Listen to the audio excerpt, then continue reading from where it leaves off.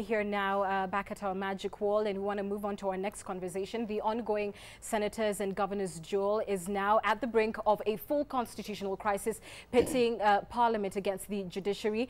Senators who are accusing the judiciary of interfering in their constitutional mandate to check on governors are now threatening to cripple county governments which are ignoring their summons by starving them of cash.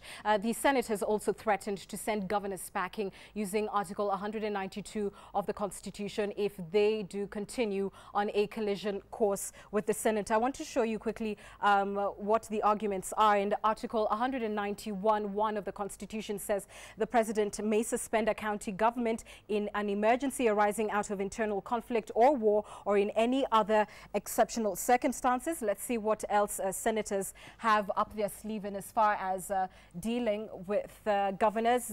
This is Article 192(2) of the Constitution. A county government shall not be suspended unless an independent commission of inquiry has investigated allegations against the county government. The President is satisfied that the allegations are justified and that the Senate has authorized the suspension. So those are the laws that they are, of course, using in their favor. Let me come back to my panel right now. What do you think about the clauses that the Senate is using? And let me begin with the separation of powers issue, because the Senate right now is arguing, Ahmed, that basically the judiciary has overstepped itself, has overreached in interfering at every point of collision with governors. Would you agree? First, I would like to make the wrong impression that there's a constitutional crisis in this country. There is no constitutional crisis. We are a constitutional democracy.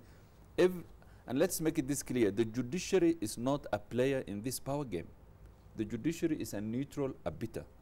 I mean, if X and Y wants to fight over an issue, if the Senate, for example, and the House wants to fight over an issue, they go to the judiciary to arbitrate. So the judiciary can never be part of this power game.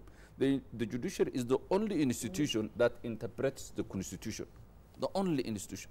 And when we come to this issue of whether, you know, the Senate has powers of the governor, the Constitution is very clear. There are two levels of government, the national government and the county government. The county government is headed by the governor. The governor can never be summoned by the Senate, and even the House can never be summoned. Even the county assembly can never summon the governor, because it is the same as summoning the head of a state. You can't summon Uhuru to come to the Senate and explain. You can't summon Uhuru to come to this. If you look at Article 6.2. Does the Constitution also say that the Senate can take on the functions, in fact, of the judiciary to summon anyone? I think and to demand evidence? No. That's Article 125, and it is subject to 2 cases in the court. Of course it can summon. It can summon you, it can summon me. But it cannot summon a head of government.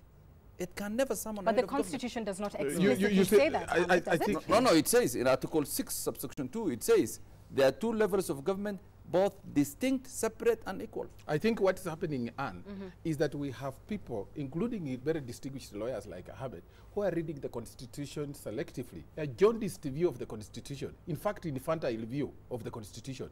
This Constitution is not a document where you read one aspect which favors you and you forget about the others. If you read Section 165, Article 165 of the Constitution, it says that the High Court has jurisdiction over all matters criminal and civil. And so, and it gives an exception to the matters related to jurisdiction of the Supreme Court. These things are about the Constitution. They are also about the presidential elections. That is left to the Supreme Court. But all matters criminal and civil are supposed to be under the jurisdiction of the High Court. The High Court is doing its work. So you cannot say that they cannot summon, the Senate cannot be summon anybody, or the High Court cannot change what Senate has passed, because a member of this community has walked to the court to make prayers and is asking, I think my rights have been infringed on. The court cannot chase that person away. Ahmed Nasir is telling us the court can chase you away. No, I haven't said that. Both of them are off, yeah? And this is, let's just get the chronology of this correct. On 24th, Wambora went to the High Court in Embu and sought prayers, yeah? The basis of his prayers were that he had not been accorded an opportunity at the county assembly to defend himself, to be heard and to defend himself. The court agreed with him. It was an ex parte request, and the court agreed with him, which for me is fundamentally flawed. Because the County Governments Act is clear that yes, the governor has a right to be heard, but that right is exercised at the Senate. Yeah? And Wambora actually did exercise that right at the Senate. He defended himself, he was heard, and the Senate disagreed with him. But on the issue of whether the Senate has powers, in Article 96, the Constitution enumerates the functions of the Senate. In 96.3, it says that the Senate shall determine the allocation of revenue as per Article 217, which is what divides the money between national and county government, and exercise oversight over the funds allocated to the counties from the national government. Senate exercises oversight. The governors are not acting independent of everybody else. Senate has a constitutional responsibility to exercise oversight. Now that oversight includes what the Senate has done, which is use Article 125 to summon them to the Senate. And the Constitution says that when exercising that right, the Senate has equal power as the High Court to summon witnesses and to do everything that appertains. Let me interject there and say now the Senate is believed to be contemplating, suspending discussion on finance bills. And, the origin of this entire debate is whether or not this is just a supremacy battle and that ordinary Kenyans will get caught in the cross lines. Now, if they do, in fact, go ahead and decide we're not going to discuss the finance bills, is that not the Senate sort of showing that this is actually just about supremacy? Because at the end of the day, it's ordinary Kenyans who will need health services and other such functions of devolved government that won't be able to access them. Who will help Senate to get its prayers right if they just keep quiet and they don't discuss? We can go to the Chief Justice, any member of the public can go to the Chief Justice, petition that one arm of government has refused to perform its functions, and they advise the President to dissolve Parliament. That is within our right. The protection of the Constitution is about, they cannot use Wambora's case not to do their work. We have elected them to do their work, and they cannot on their own decide not to execute business that is meant to be done by them. And there is no supremacy war in this country or in the current political power games. The Constitution specifies the powers of every organ. But the problem we have is there are too many laymen, interpreting very complex constitutional provisions. There is no, and I'm repeating here for the benefit of Kenyans, there is no power of the Senate to summon the head of the national government or the head of the county government. It's unconstitutional. They have no such powers. And let me tell you why. The Senate is part of the national government, and the national government cannot summon someone in the county government. The county government is accountable to the county assembly. There are two levels of government. There's the national government and the county government. Each one has its own structures. Each one has its own parliament. Each one has its own legislation. So one cannot summon the other, because Article 6, subsection 2 says that there are two levels of government, both equal, distinct, and separate. But people are not reading this, I mean, let him tell us which section he's quoting, which says that that you cannot summon the president. He is telling us he keeps creating his clauses in the Constitution, and then asserting them as fact. I mean, this is how Ahmed Nasiri intimidates even judges.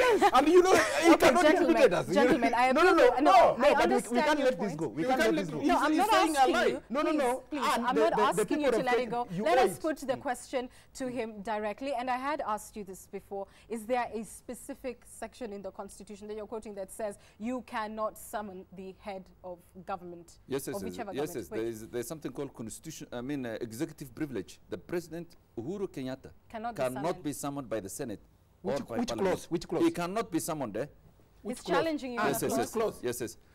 The Constitution holistically. No. You can't listen to me. You can't say the Constitution holistically. The President, you are carrying it there. Show us. One at a time. The President can answer through the ministers, the cabinet secretary, but you cannot summon the President. There is separation of powers. No, this is just like the end of your imagination. It doesn't exist. No, it doesn't exist. Gentlemen, let's clarify Dr. something. Just a bit. Makudengo, please go ahead. Nothing would have been easier for the drafters of the Constitution when they were drafting Article 125. Nothing could have been easier to say the Senate has powers to summon anyone except governors. Nothing would have been easier. Yeah? And the Constitution is clear. I've said this before. 96.3. that other than determining the allocation of revenue, Yes. Senate exercises oversight. Yes. You cannot exercise oversight and then turn around and tell me that I cannot summon you. How do you exercise oversight over Yes, someone you can't even it's summon? very simple. It's very simple. You know, let us not be excited by this. Let me give you, when you are exercising oversight over both the national and the local government, you exercise through the county executive officers or the ministers in the national government. You don't have to call Uhuru to answer for you. No. Issues There is, on the but there's a budget. difference. Uhuru is We not say- above the law. No, Uhuru is Gentlemen, we are not discussing the president. Yes. The They are the constitution, same. the constitution says that the national executive is the president and the cabinet secretaries. It says the county executive, the entire county executive, yeah, includes the governor. The governor and this county executive includes the county executive committee. Yeah, there isn't a separation. The governor and his men are all subject. And the women. Yeah, and women, yeah, because they are all subject, yeah, to Yes. the authority of the Senate insofar as national Gentlemen, revenue is concerned. I thank you, and I hear all your views. Well, this is, of course, a matter that is still in court, and I'm sure that this will come up. Of course, governors have sought an advisory opinion from the court in as far as whether or not they're accounting officers of their county governments, and whether, in fact, they should be summoned. So we'll see how it will play Those out. courts are Allow me Nasir's to courts. I mean, move they're on. going to be Doctor, I reasoning will the have same to way. move on Disaster. because we have other stories to cover. We'll be back with the panel a little later. Let's catch up with some of the other stories that are making headlines today. And East African member countries will soon launch major infrastructural projects to ease the movement of goods and persons across the region and further enhance integration and trade. Now, President Uhuru Kenyatta said this in Kampala during the 4th Northern Corridor Infrastructural Summit. For these and other stories, here is the news roundup.